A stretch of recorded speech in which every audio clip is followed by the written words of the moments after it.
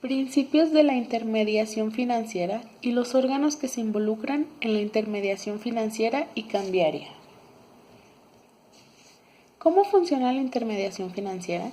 Cuando se habla del sistema financiero, siempre se hace referencia a que su principal finalidad es la intermediación, que consiste en recibir fondos de los ahorradores a través de la formalización de depósitos que posteriormente se canalizarán hacia quienes requieren financiación a través de operaciones de préstamo, crédito o anticipo de fondos. El procedimiento de intermediación financiera se conoce al menos desde la Alta Edad Media. Los mercaderes acostumbraban a aceptar depósitos de clientes, proveedores o simples ciudadanos que entendían que su dinero estaba más seguro en los protegidos y vigilados sótanos de los ricos comerciantes que en su propia casa. Por ese servicio de custodia, lógicamente se cobraba un precio, pero en algún momento los mercaderes se percataron de que podían prestar el dinero que tenían depositado en sus arcas, siempre y cuando se dispusiera del mismo cuando sus legítimos dueños lo reclamaran. Fuera porque estos se dieran cuenta del negocio que se hacía con sus fondos, o el banquero pagaba a quienes le proporcionaba fondos y le cobraba a quienes se los pedían. El procedimiento de intermediación financiera es básicamente el siguiente. Inciso A. Un mercader recibe un depósito de un particular de, por ejemplo, 100 unidades monetarias. Curiosamente, solo debe disponer de ese saldo que le ha entregado su depositante. No le es imprescindible disponer del capital propio. Aquí se encuentra uno de los mayores riesgos de la actividad bancaria, ya que un banco puede estar descapitalizado y seguir funcionando sin problema ante el mercado. Inciso B. Poco después, el mercader se convierte en banquero cuando concede el préstamo, en este caso de 60 unidades monetarias, como parte de los fondos que ha recibido. En este momento realiza una operación de riesgo que deberá analizar detalladamente y se modifica su balance, que pasará a ser el siguiente. C. Cuando haya transcurrido el plazo por el que se concedió el préstamo, el prestatario estará obligado a devolver la cantidad recibida más los intereses pactados. A la cancelación del préstamo, el banquero equilibrará su balance, pero como él hubiera asumido gratuitamente un riesgo, cobrará como compensación un interés que suponemos de 12 unidades monetarias.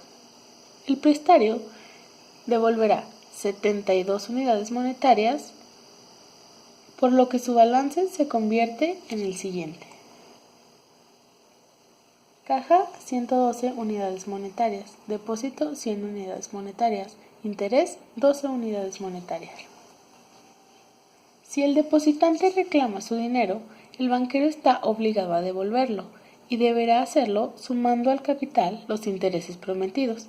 La remuneración a los clientes por sus depósitos se basa en el hecho de que los arriesgan de modo indirecto, a través de las operaciones del banquero, y parece justo que reciban parte del beneficio que obtendrá el banquero por el uso de un dinero que no es propiedad de éste, sino del depositante.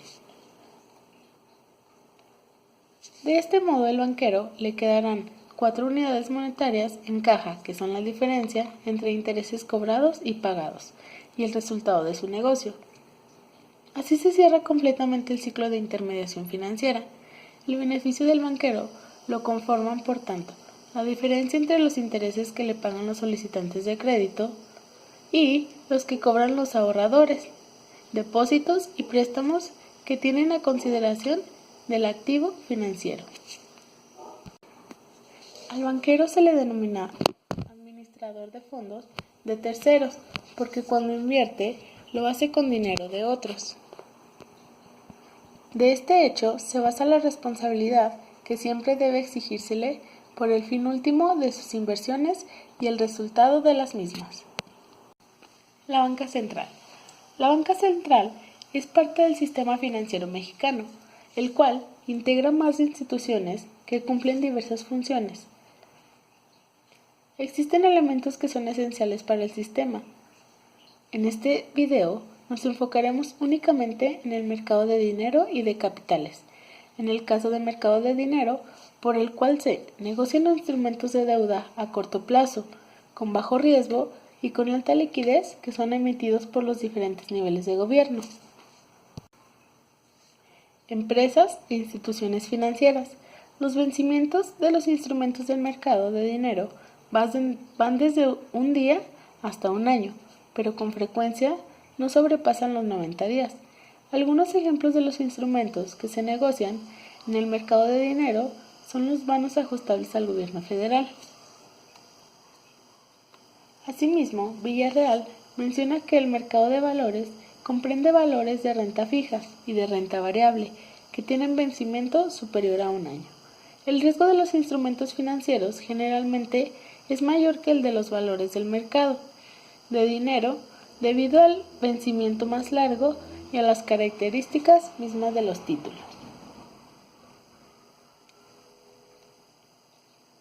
¿Qué es la política monetaria? La política monetaria tomó fuerza, incluso se puede convertir en un concepto que forma parte de la vida cotidiana y por lo tanto es muy necesario de entender.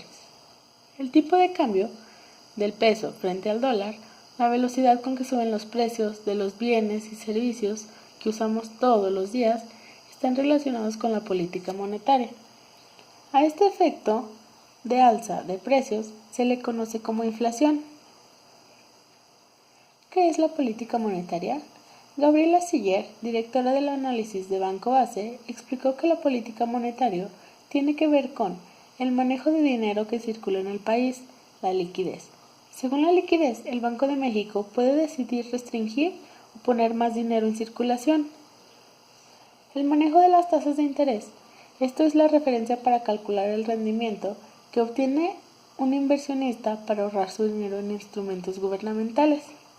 El control de la inflación, que es el aumento sostenido y generalizado de los precios de bienes y servicios.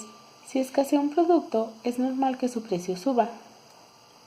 La suma de estos tres factores contribuye al crecimiento de la economía, dijo según la experta. ¿Cuál es la importancia de la política monetaria? Considerando que la política monetaria es el conjunto de acciones para controlar la inflación, se puede decir que el objetivo es procurar la estabilidad económica de un país a partir de distintas variables. En Estados Unidos, por ejemplo, dicha política se considera en función de los datos de empleo y la inflación. En México, las decisiones de política monetaria están enfocadas a garantizar el poder adquisitivo del peso a partir del control de la inflación y del surgimiento del tipo de cambio.